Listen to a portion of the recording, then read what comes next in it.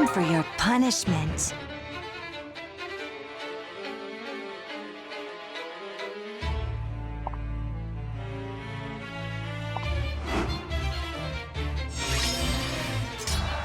I'm listening.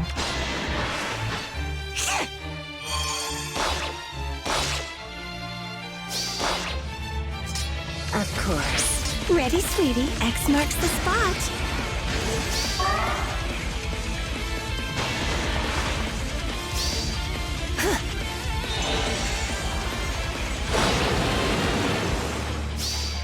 Accept defeat.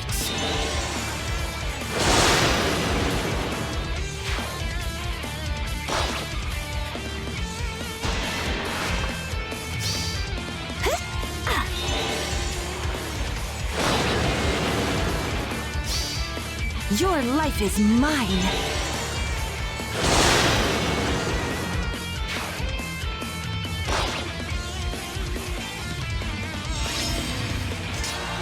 If that's what you want.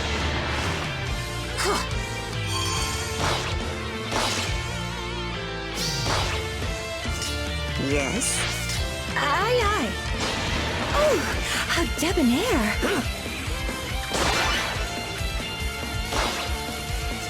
Orders.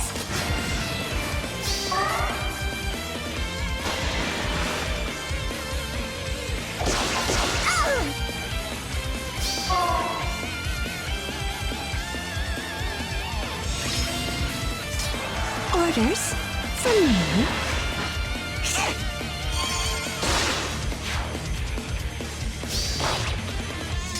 All right. Time to play. Time to plunder. I could get used to this. Really? X marks the spot. Stealthy as can be.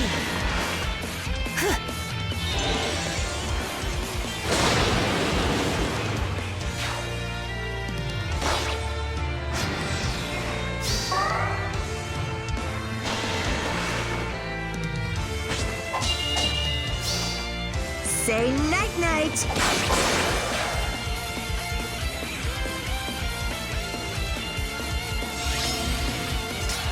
Aye, aye. Careful now.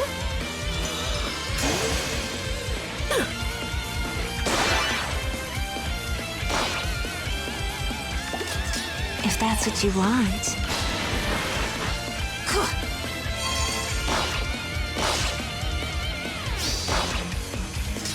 Orders? No hard feelings, dear.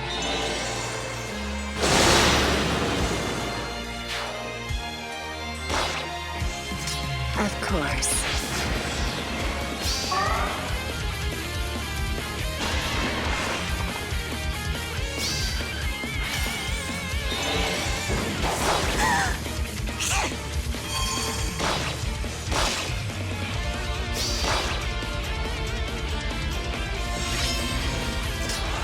I'm listening.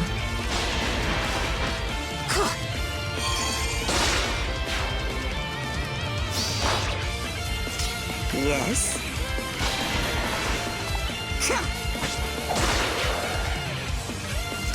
X marks the spot. Oh, how debonair.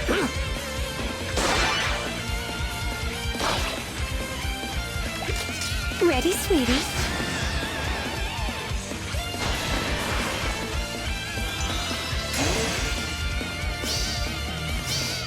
No hard feelings, dear.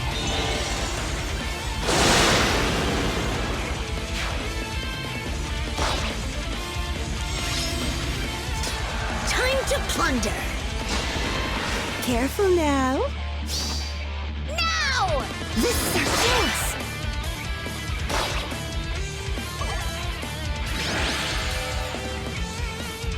Hi there everyone, GuardianE here with another Camilla Emblem clear video in Fire Emblem Heroes, this time taking on the Double Threat, the double Mythic map on Abyssal difficulty featuring FEHeroes and GOTOH.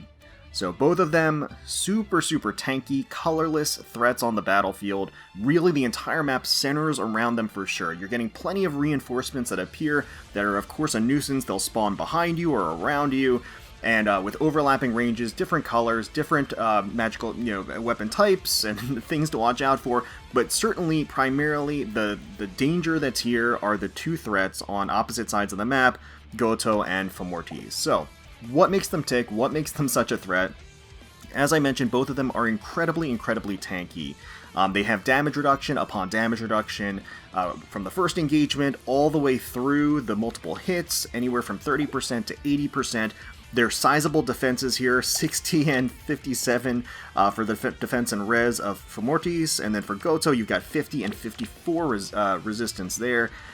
So huge numbers, notwithstanding the fact that this is an Abyssal level map, so they're going to have Abyssal level stats, but their entire MO is centered around being these unkillable walls that are on the battlefield, that are impossible to take out because of how much damage reduction, defenses, and everything, and debuffs they're placing on your enemy, in combat debuffs, for your attacking abilities. So, for FOMORTIIS, the Demon King here, obviously those ridiculous Abyssal level stats, but most notably, in addition to the fact that he's just super tanky and inflicting those offensive debuffs on your allies as they're making their approach, Nightmare is a particular gimmick that you want to watch out for, just because it does have the ability of ending the action of one of your allies immediately if you do attack into him, and that unit is within 4 spaces of that target. So just bear that in mind, that is sort of a gimmick that he can shut down basically your turn, and kind of have to work your strategy around that. GOTOH here is just an absolute menace, getting around all of the typical strategies that you might have for breaking down a tanky unit. Like I said, he has multiple waves of damage reduction built into his kit from the first hit all the way onward, has the Brave Ike effect where it actually puts desperation on your allies, and then he'll be able to enjoy 80% damage reduction throughout that entire process. In addition to the natural bulk that he has, also has an attack debuff on your allies, has the Joint Distant Guard as well, and then healing built in, gets 7 HP after the turn of healing after each engagement.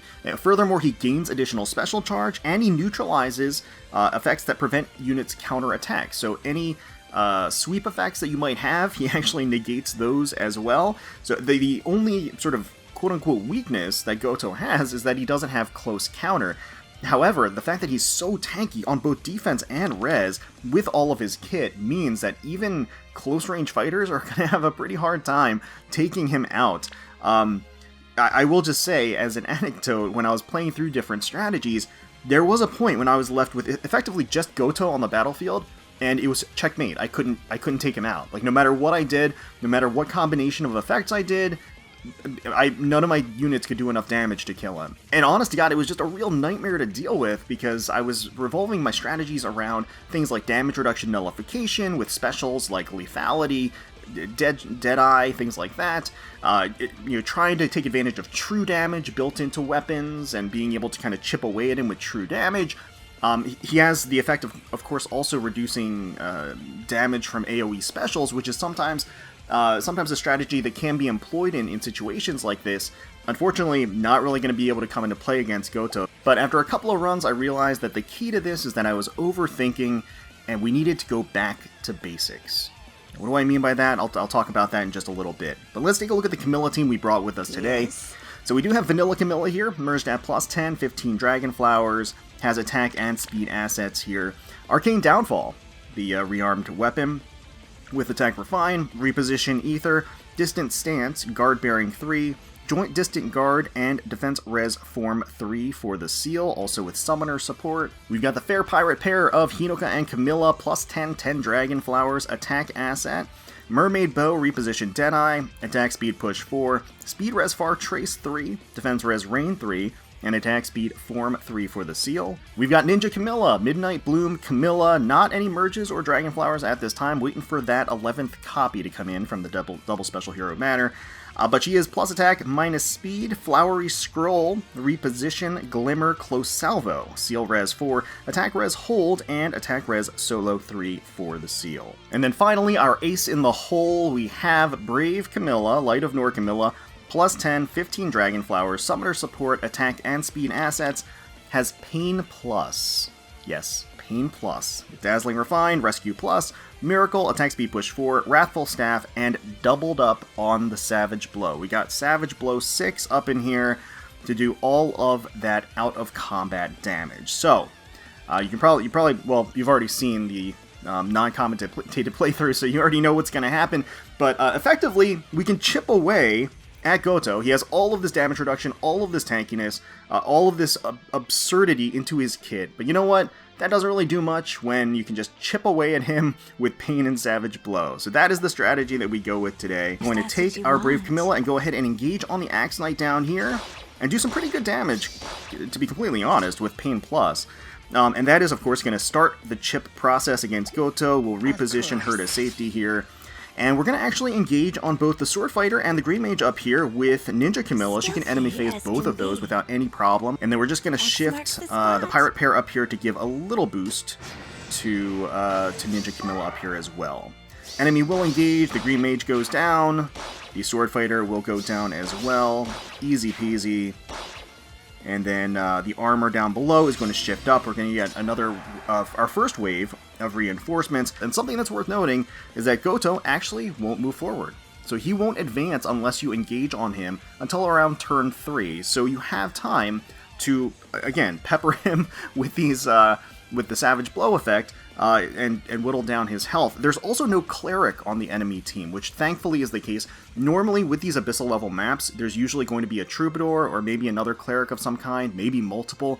For this particular map, they did not give they didn't give the enemy forces a Cleric, and I think they did that for balance reasons. I think they were deliberate about that because having a Cleric, and a very mobile one at that, in addition to these two super tanky units, would amplify the difficulty that much more. So I think they made a deliberate choice to not put a Cleric in here, which I am, again, thankful for.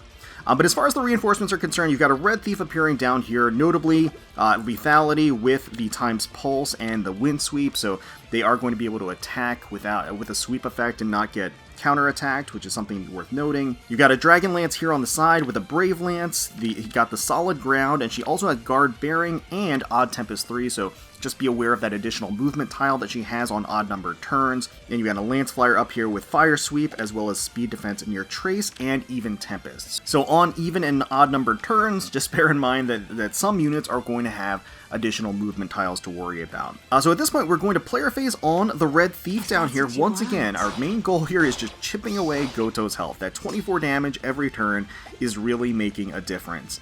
We're not going to be able to take out the Red Thief, but that is okay. We're going to go ahead and just reposition to safety here. Keep her away from Gotoh's danger range. That's really the key there.